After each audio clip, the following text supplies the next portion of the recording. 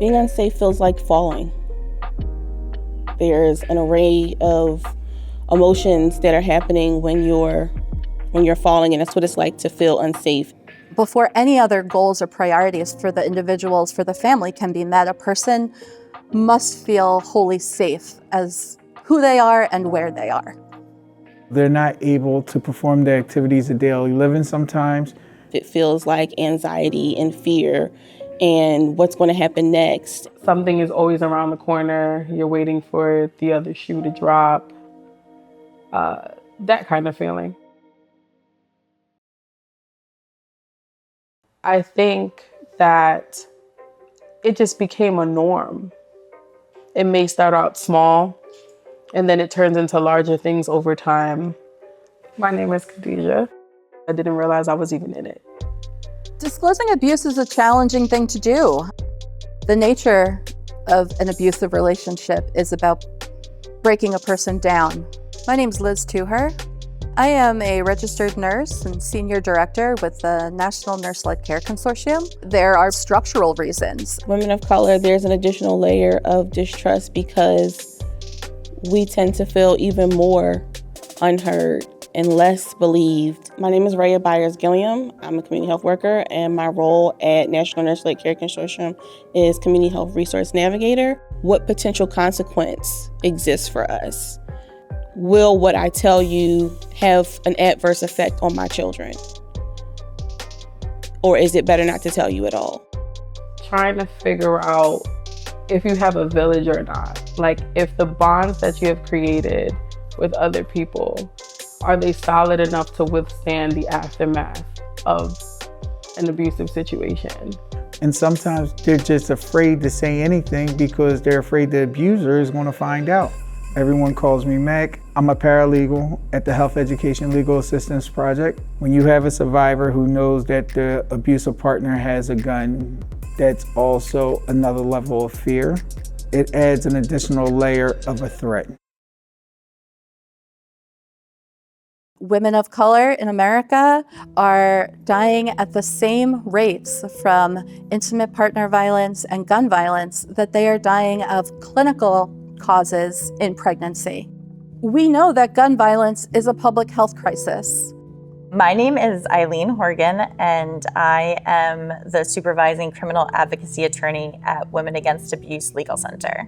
A firearm in an intimate partner violence situation makes it 5 times more likely that there will be a homicide. Half of homicides related to IPV include guns. In Pennsylvania, it is 2/3. Here in Philadelphia, domestic violence assaults increased by 39% between 2017 and 2022. Assaults with guns have increased 105%.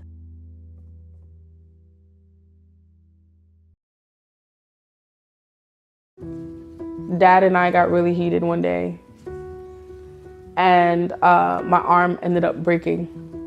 A medical provider is in a unique opportunity to be a first level of assistance with someone experiencing domestic violence. They asked how it broke. And at that point, I think I was just so tired of being in the abusive relationship that I was just very blunt about what happened. Typically, that's the one place where they're alone. They have that confidentiality. In that comes the responsibility to recognize signs of intimate partner violence and to know how to ask the questions, and most importantly, know how to respond to folks as a healthcare provider. People only heard what came out of my mouth, but I don't think they took a look at my body language. They didn't notice that maybe I looked a little off. Dr. McGarry was like, listen, I'm just Andrea right now, and you're just Khadijah right now. Just talk to me. I'm not doctor anything. Just let's have a conversation. When a provider or a doctor comes in a room and they sit down immediately at the desk or at the station that they're working from and they take notes and they're asking you questions, but they're not looking at you, you feel like a number, like a statistic, like work, like a job. It feels clinical. It doesn't feel personable. Being able to really see the survivor and not just go through all of the pre-screening questions, but really try to see what their survivor is experiencing and how they're reacting to the questions that they're being asked. So just be present, hold their hand if you have to, and that might give you more insight or a larger picture on what's happening. That alone, offering that hand, was enough for me to be like, okay, I don't have to be defensive. There's a lot of fear, and rightfully so. What are the risks of you telling a person that this is going on? Are there risks to your children, to your immediate safety from your abuser? Medical professionals and doctors can mitigate some of a survivor's fears by just reminding them that what they say is being held in confidence. At the time, my partner definitely did have a gun. It was drawn once. Not too sure how far that person would have went. We would go down to the range and he's like, you have to know how to utilize this in case you need to. The same thing that you taught me to defend myself against. Never once did I thought it would have been you on the other end of a firearm. Assume that the possibility of gun violence is there. I don't think folks know how to ask, and I don't think they know what to do if they get a yes, my home does have guns. Firearm relinquishment is something that they can ask for in a temporary protection from abuse order. They must surrender all firearms within 24 hours. Is just one tool that a survivor can access. It's not the only tool, and it's not necessarily the right tool for everyone. Outside of relinquishment, if there is a gun in the home, I would recommend being able to identify where that gun is being kept. Whether or not there's children in the home, how accessible it is to the children, things of that nature. Being able to provide a survivor with resources and options is the most helpful thing that you can do to ensure that a survivor stays safe. Say in that screener, this is why we're asking. It's for this purposes. Do you have a gun in the home that you would like us to provide a gun lock for? Is it kept in a safe place? And do you feel safe? I think that when people know why they're answering questions, they're more likely to answer them and answer them honestly.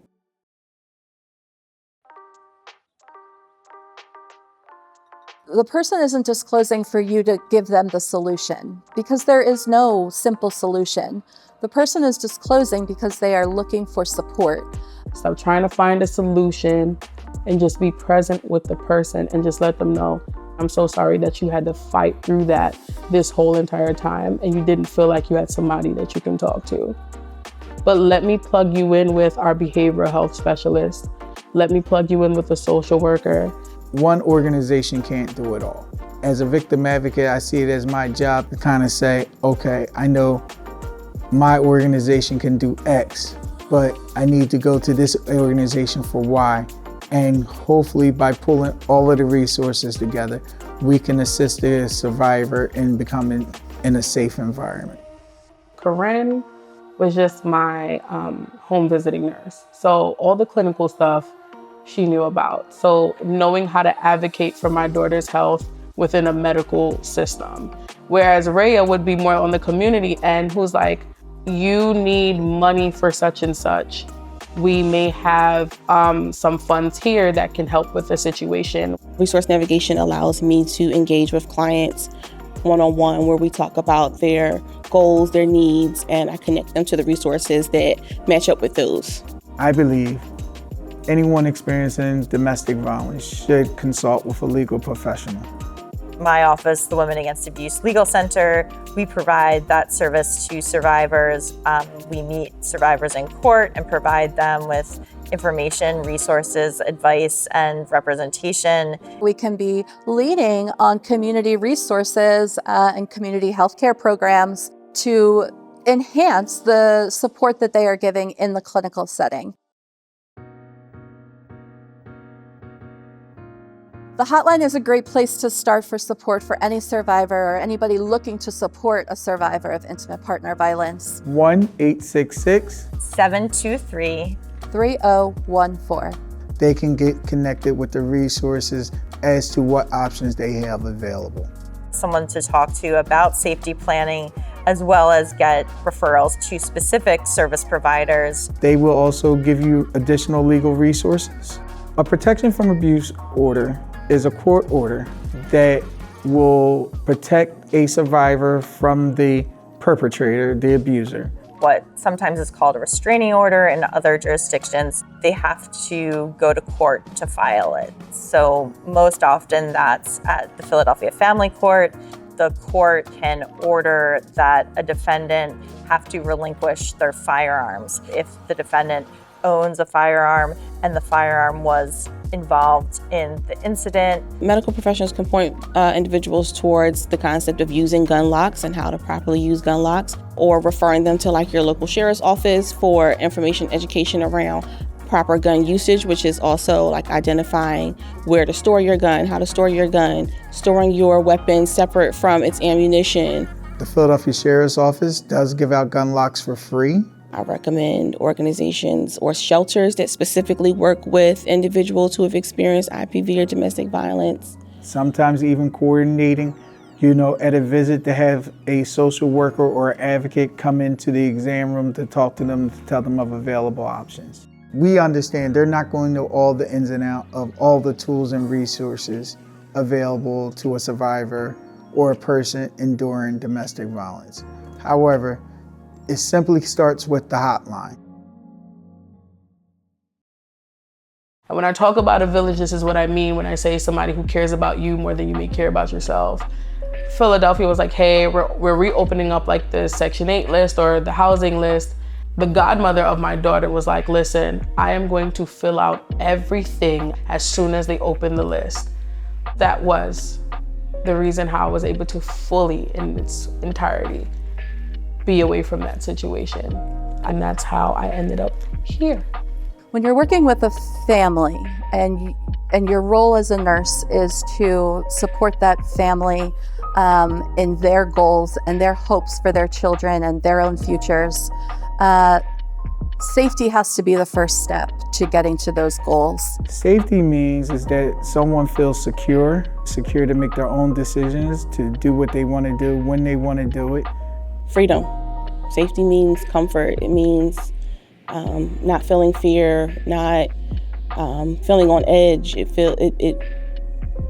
feels like autonomy over your life, over your well-being, yourself, your physical person, your environment. Do I identify as a survivor? I don't know. I really don't. Because sometimes when you're surviving, it's almost like it's the thing that you have to do. And sometimes you're not always operating from the best place when you're doing that. On the flip side of it, it's like I finally escaped something, I'm out of something. I can kind of just like let that chapter kind of close itself out and start anew. Safety to me means being trusting of yourself,